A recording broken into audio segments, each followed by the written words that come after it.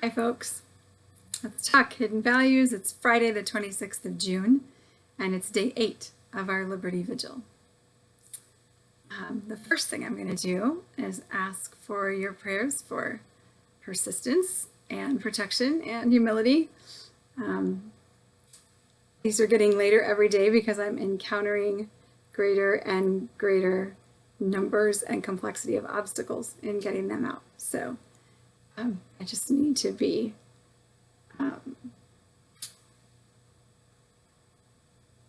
diligent about continuing on to do this work because I feel like it's really it's challenging to do it, both to my technological skill and maybe to something a little more malevolent than just my own ignorance.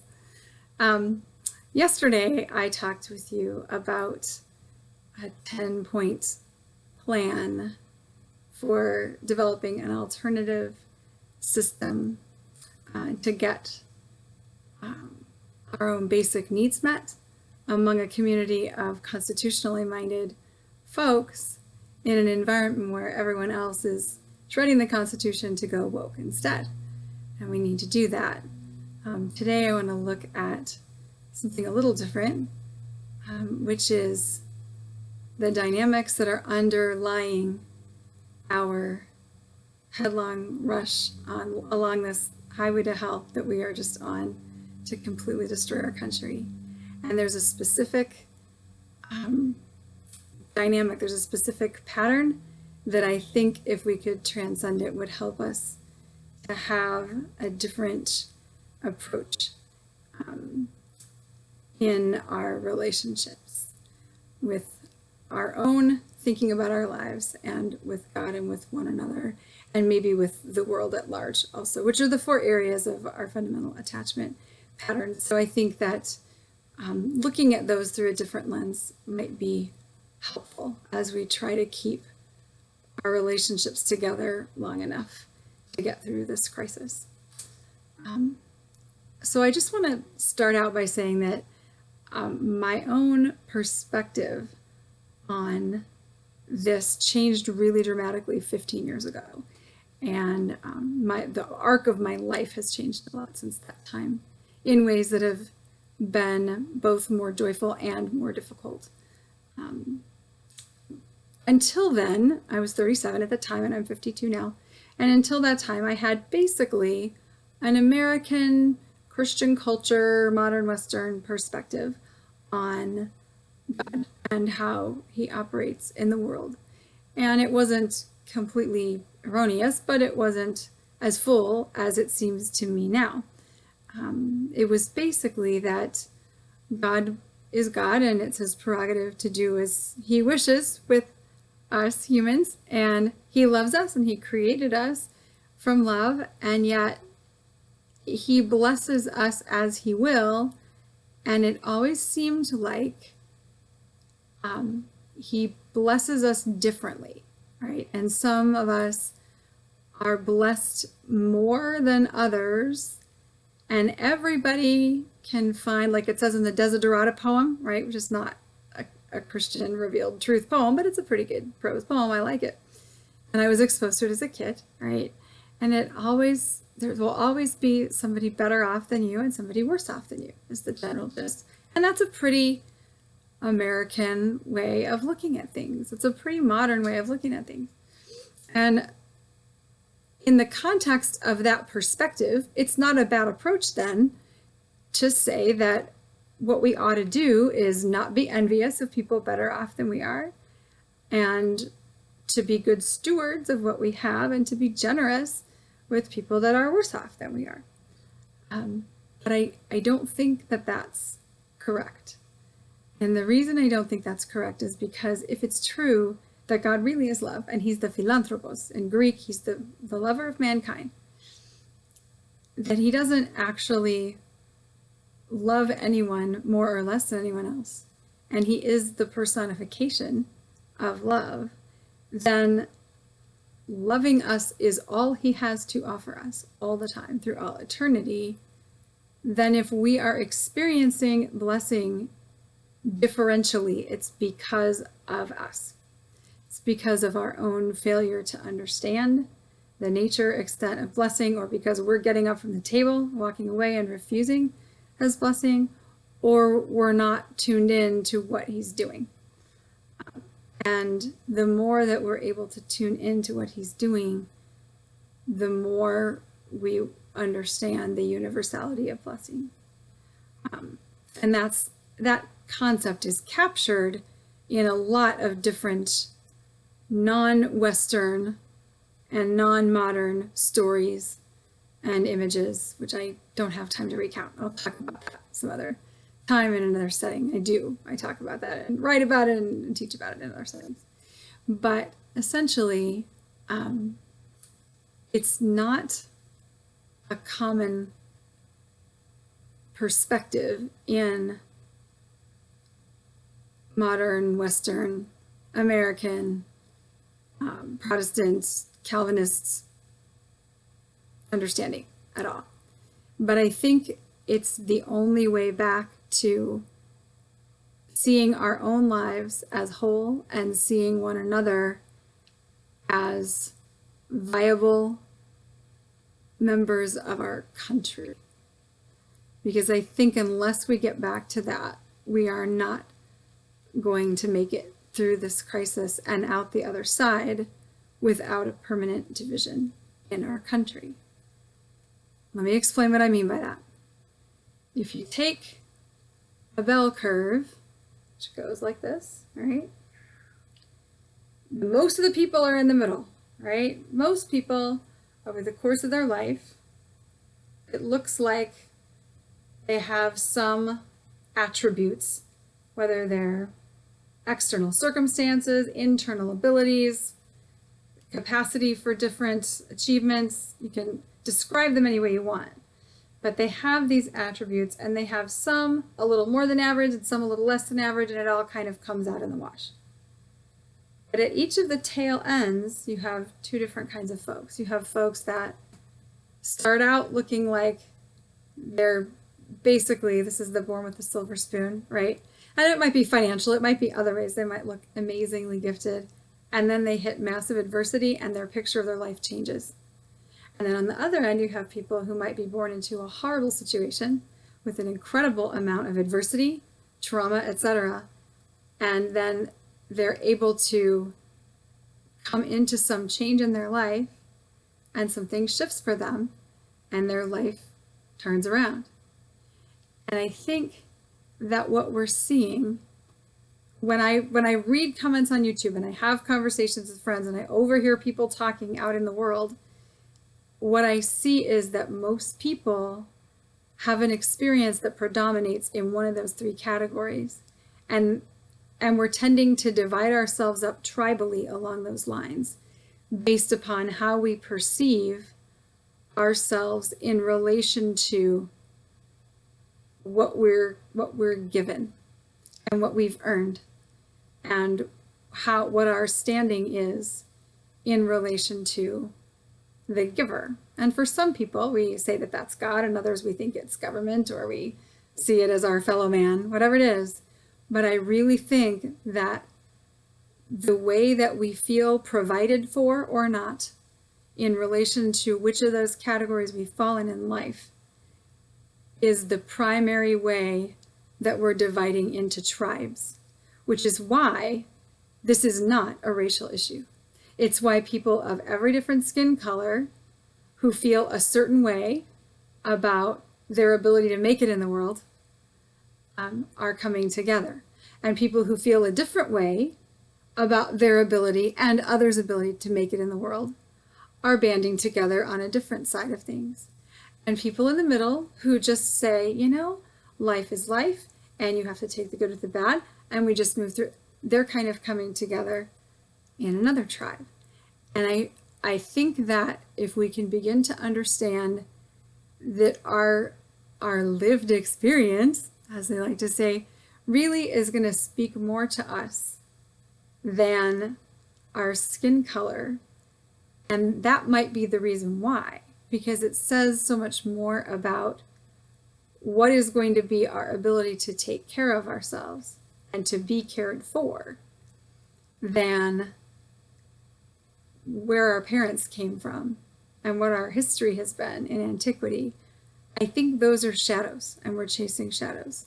And what we're really thinking about is how our lives are going to play out and what that's going to mean in the lives of our children, or in the lives of our aging parents, or in the lives of other vulnerable people that we care about. Which is why the connection of all of this angst to the fact that there is an illness, right? The information about which is very sketchy, and is maybe being kept a little sketchy by people who would like to use that to their advantage in forming and manipulating our tribes, is a very interesting thing, the juxtaposition of those things.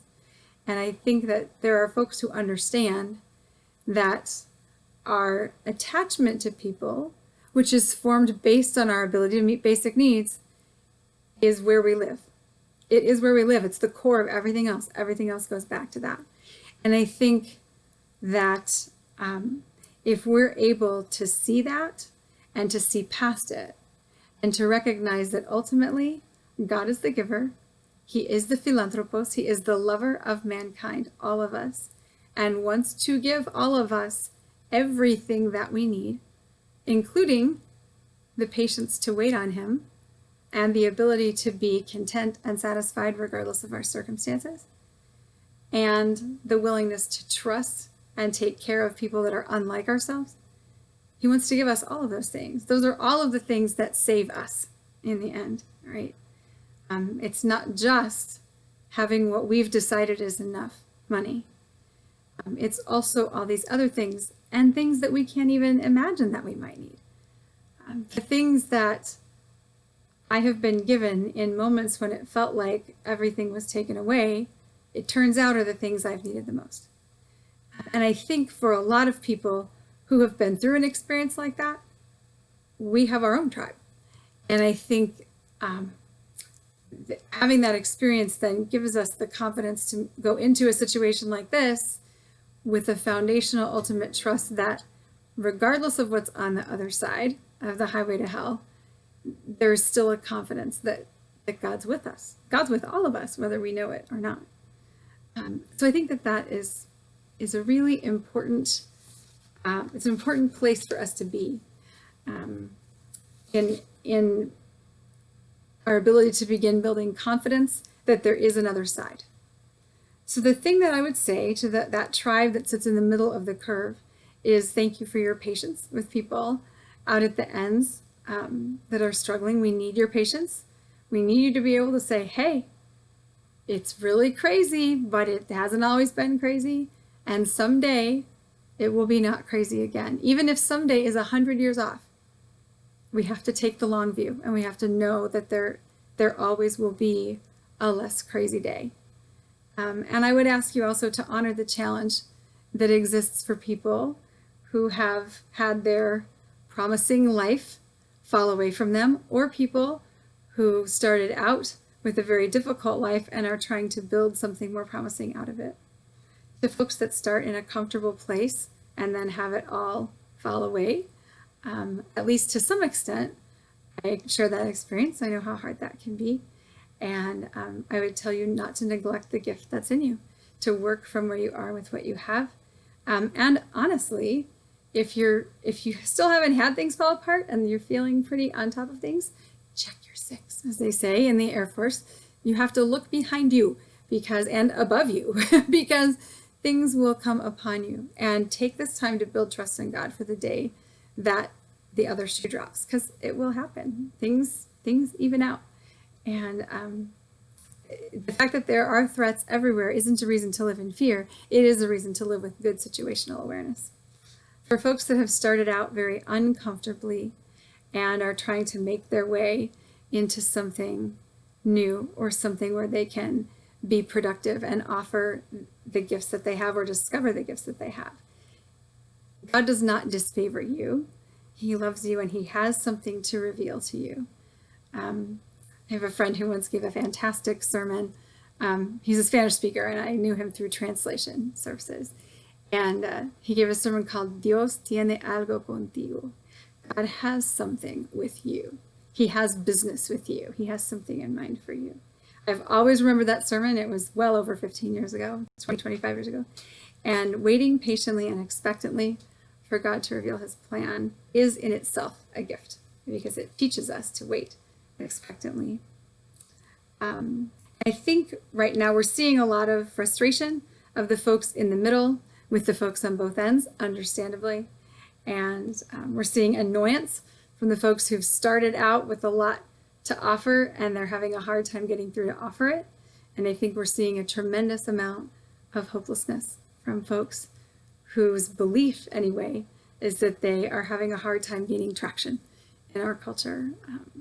Therapeutically, we speak of rage as a combination of anger, hopelessness, and helplessness.